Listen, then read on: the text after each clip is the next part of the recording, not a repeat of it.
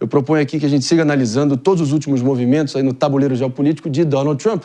No meio a toda essa guerra comercial entre as duas maiores economias, as potências econômicas do planeta, China e Estados Unidos, a própria China anunciou ontem que não vai ceder às demandas de Donald Trump, que impôs novas tarifas sobre várias importações sobre produtos chineses dentro do território americano. Inclusive, pessoal, o Ministério das Finanças chinês informou que vai impor taxas de 15% para carvão e gás natural liquefeito, GNL, e também 10% para petróleo bruto, equipamentos agrícolas e alguns automóveis americanos. Meus amigos, mas depois de... A gente vai também falar de Canadá e México, que acabaram dando uma trégua, acabaram cedendo depois daquela pressão. Foi tema aqui ontem acalorado do nosso debate. Mas quero ouvir também, David, o americano normal vai dizer assim, ó, a China nos vende isso aqui. Põe aqui na tela. Vende esse montante aqui, para quem está a gente está no break da rádio. Então, esse montante aqui.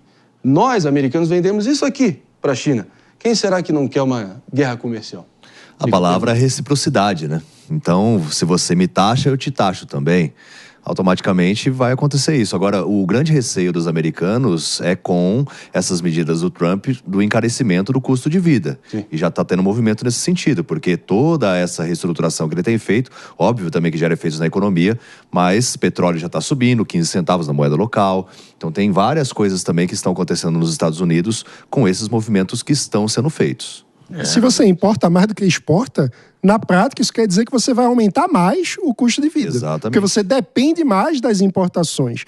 Na prática, você está punindo o seu povo. Porque o seu povo vai pagar mais caro para ter acesso àquele produto. Ou vai ter que passar a pagar mais caro para ter um produto que não gostaria antes, né? Para fazer a substituição de importação por uma produção nacional, sendo uma distorção da escolha original que a pessoa devia fazer. Ou seja, estamos falando, infelizmente, de um cenário de redução da liberdade individual e da liberdade econômica que vai levar a um empobrecimento do mundo. Ninguém ganha com esse aumento de taxas no comércio internacional. Agora eu queria muito instigar aqui, meu caro Pepe e minha cara Jess, até porque foi tema ontem e todo mundo aqui ficou um pouco estarrecido, surpreso com a contundência ali de toda a proposta de tarifas, né, que o próprio governo Trump iria impor sobre os seus vizinhos ao norte no Canadá, seus vizinhos ao sul no México. Mas depois de um dia com muitas mãos passando ali no telefone, da cidade do México para Washington, ali de Ontário também e Ottawa para Washington, acabaram que os dois governos, canadense e o mexicano, acabaram cedendo, se comprometendo em reforçar as fronteiras ao norte e ao sul a pedido dos Estados Unidos. E com isso, o Trump suspendeu a ameaça de tarifas de 25% no último minuto, concordando ali com uma pausa de 30 dias. 30 dias para ver se realmente é para valer, em troca de fronteiras bem mais policiadas e bem mais reforçadas e o combate à imigração ilegal e do tráfico de drogas, principalmente o fentanil, que destrói tantos e tantos americanos, ali realmente de uma forma definitiva. Se eles não cumprirem o que prometeram, aí, meu amigo, eles voltam para o tabuleiro e voltam à guerra de uma vez. De novo, Trump usando as tarifas como um instrumento de negociação barganha econômica e diplomática. Jess e Pepe. Ameaça, né? Ele tá usando as tarifas como uma ameaça. Ele tá brincando de ser uma criança de 6 anos com o melhor brinquedo da sala e tá falando que vai todo mundo... conseguiu o que ela queria? Então, André, eu acho que não, porque no final das contas, ele tá esticando a corda e a criança tá conseguindo jogar todos esses países no colo da China, que é tudo que ele não quer. Existem muitos estudos que mostram que a China vai passar a economia americana, dos Estados Unidos. O que vai acontecer? O Trump tá provavelmente acelerando esse processo, porque a China se mostra um aliado mais confiável do que o governo dos Estados Unidos. Então, acaba que por mais que ele sim tenha uma vitória, porque afinal de contas o Trudeau e a Cláudia decidiram negociar e fazerem o que ele foi solicitado, a realidade do fato é a seguinte: os países do mundo inteiro estão vendo isso, a China não vai dar para trás, a União Europeia já falou que se taxar, vai taxar de volta, então são processos em que cada vez ele vai ficar mais fraco. É isso, a Jess Peixoto estava com a palavra aqui comentando com precisão também a visão dela sobre esse arranca-rabo comercial entre as duas superpotências aí globais, entre China e Estados Unidos, promessas de tarifas de um lado para o outro. E eu quero ouvir agora o nosso PP, que esse é o debate da vez, para todos os ouvidos atentos aqui, de volta com a gente na frequência da nossa Jovem Pan. Vamos que vamos, PP. Marinho, é a tática da intimidação que o Trump faz a todo momento. E a gente falava aqui ontem que dificilmente o Trump iria impor essas tarifas para o México e para o Canadá. E, de fato, não impôs e voltou atrás. Tudo bem, voltou com uma outra roupagem que o Canadá e o México aceitaram em fortalecer suas fronteiras, mas isso é balela. Na verdade, a tática de intimidação que o Trump faz para que ele tenha uma benesse a todo momento. E aí tem um ponto que eu queria colocar aqui, né, que as tarifas que os Estados Unidos impõem à China, não nesse governo Trump, o governo Biden também aumentou as tarifas contra a China, o governo anterior do Trump também aumentou a tarifa também contra a China, acaba ajudando a China a encontrar outro atalho para se desenvolver. Um exemplo disso que a gente noticiou aqui foi o DeepSeek, né? Os Estados Unidos impediram a exportação de chips, né, para a China, e a China conseguiu fazer um produto muito mais barato e muito mais eficiente do que o ChatGPT. Mais eficiente? Ou seja, a economia, ela tem padrões de comportamento que muitas vezes você querer aumentar a tarifa acaba ajudando a acelerar o desenvolvimento de outro país, né?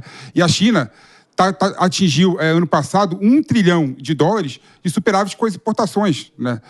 Com as exportações. Ou seja, não tem como ganhar da China fazendo essa política barata. Se quiser ganhar da China, tem que ser mais eficiente, tem que conseguir melhorar a mão de obra para ser muito mais produtiva e por aí vai. Não é desse jeito que você vai conseguir ganhar de um gigante como a China. Tanto é que a China, ao contrário do Canadá e do México, não sentou com os Estados Unidos para conversar.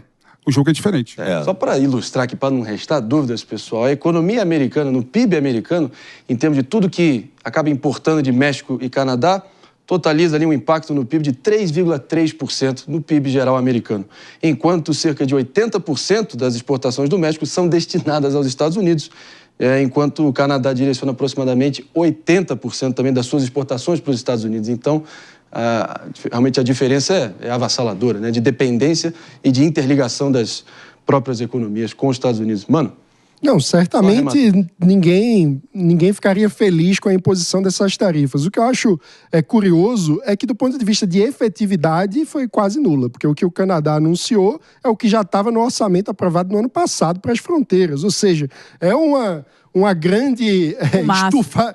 O Trump estufa o peito para dizer que conseguiu algo que, na verdade, já estava nos planos do Canadá. Então, é uma loucura. É tipo você chegar para comprar um sanduíche na McDonald's, começar a gritar, fazer o estardalhaço, aí depois você vai lá, usa o caixa e paga exatamente o que todo mundo paga e diz, aqui, conseguiu o grande sanduíche. É uma loucura, é uma coisa meio insana. Que, na prática, o grande efeito que tem é de geração de instabilidade. Porque nós tínhamos, no pós-guerra, um contexto de governança global que tentava ser baseada, especialmente sob a liderança americana, em princípios, valores e negociação, e a gente está vendo uma tentativa de substituir essa cultura forjada arduamente ao longo dos anos pela simples substituição da lei do mais forte. E isso acaba em guerra. E pode chegar o momento também, só para concluir, onde nas negociações, aquele país que vê as portas fechadas dos Estados Unidos abre possibilidade para outras. Então,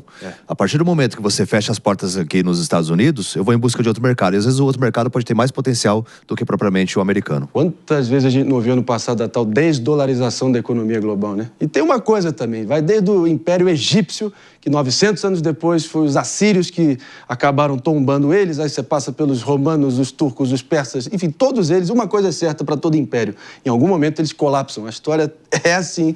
Dizem que o Império Americano está colapsando agora, a China também está com um problema sério de cidade fantasma, recessão, inflação, então não é que lá também está mil maravilhas como já teve. O mais bizarro, que eles acabem colapsando sob o próprio peso. Então. É que a gente pode ver o colapso do Império Americano por suicídio. A ver. Olha, já tem aí a manchete aí do corte aí para a galera do Morning Show.